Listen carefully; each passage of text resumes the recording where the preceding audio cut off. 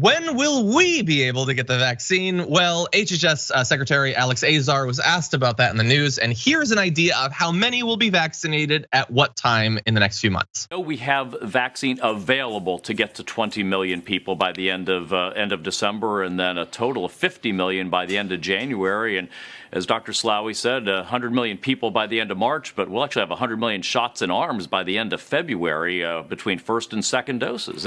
Today's it's such a historic day as we hopefully see the light at the end of the tunnel of this horrible pandemic and the toll of human suffering that we have seen. Okay, so those are big numbers. Of course, we have to remember that with the Pfizer vaccine, it is a 2-shot thing. You have to take it and then go back and take it a little bit later on.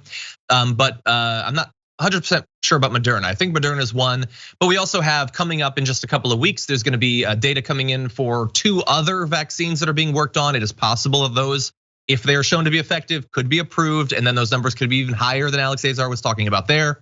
But the idea that 100 million could be vaccinated by the end of March in just a few months, that's a good chunk of the US population. And then when you add to it the probably 15 to 20% of America that will have already gotten the virus because of the failure of our government, that is a good portion of the way to herd immunity. Thankfully, most of the way you're supposed to get it through vaccinations, not just rampant infections. Yeah. I mean, it is weird though to be like, and I think even Pelosi said like help is on the way, now that the vaccine is here, but and like the things we have been through, that's the wrong tense to use, Alex Azar. Like we are going through, we will continue to go through. Like, and you've asked this before on the show, and I think it's something that stuck with me, and we should all be asking ourselves, which is the darkest day? And the answer is we still don't know that. We won't know that because it actually keeps getting worse. And so once again, yay vaccine. Can we please get mass testing, quarantining, contact tracing, and then mask wearing and etc. But like, these are once again things that we do not have, but yay, vaccine. Okay. Exactly. Yeah, I add him to the list of everyone who's talking about this thing in the past tense. Like, okay, right. I guess maybe if you're rich and all that, like it's like, hey, we don't have to worry about it anymore. Like, no, you weren't worried about it anyway. No, it's not over. The worst days are, as you said, still to come. But I want to give just a little bit more information for people who, okay, so it's going to be distributed. Okay, but like, how are you gonna get it? Like, do I have to set up some sort of appointment? Do I have to hope that I'll be prioritized? Well, the fundamental question is, when can I go to CVS and just get it? That's what will actually help people. And they move to that topic here. I think we could be seeing that by late February going into March. It really, again, is going to be up to our nation's governors, but with the Moderna and Pfizer vaccine, we'll have, as I said, as many as 100 shots in arms by the end of February. And if we get the Johnson & Johnson or AstraZeneca vaccine approved in January, when their data comes in, we'll have significant additional supplies. And again, late February, in the March time period, I think you'll start seeing much more like a flu vaccination campaign, people going into their Kroger, their CVS, their Walgreens. The general population. Walmart. Yeah. Wow. So it is looking like, assuming that actually bears out and there aren't huge supply chain issues or distribution issues or new concerns about side effects or anything, probably within a month or so of after the year anniversary of sort of the lockdowns going into effect, we could possibly get the shot that will enable us to go back about our daily lives.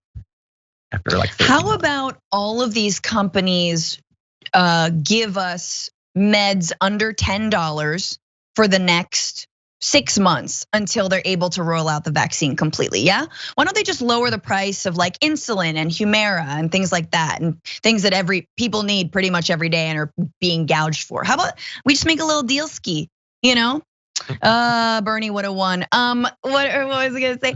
Here's what I would also just like to say about the vaccine. I think it is not okay to just roll out like you've got Pfizer, Moderna that had like a deal with the Trump administration, which seems to be in part why they passed on the Pfizer additional vaccines.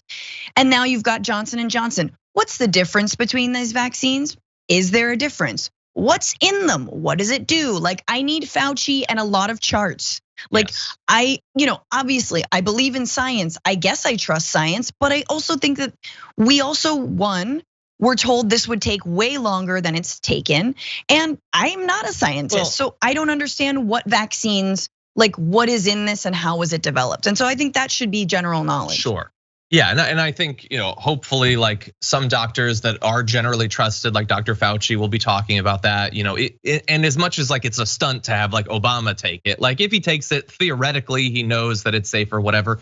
But yeah, the thing about how long it takes is, I think there's been a bit of confusion about why it was going to take long. One of the reasons that it takes so long is that generally there are multiple cycles of tests to test long-term side effects and everything like that are very carefully watched, and that takes a long time.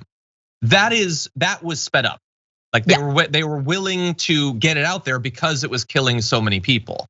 In terms of when the thing was actually developed, the articles are out there, you can read them. I don't have them with me, but I don't know if it was Pfizer or Moderna, but the basic design for it was actually finalized before US deaths from COVID. Like it was relatively fast to make, it just had to be confirmed that it actually worked and be tested for literally months and months and months. But the actual process to make it was pretty quick. And so thankfully it is coming. Although again, we'll still see. I mean, like Alex Azar is giving us some good numbers, but I don't know, Redfield was saying fall. So March and fall are different. They're very different, so we'll have to see. What's between March and fall? Like, is it 10 years or 15?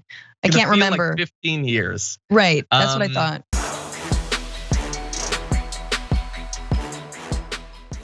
Check out the Damage Report podcast each day, wherever you get your podcasts, whether Pocket Casts or Stitcher or iTunes.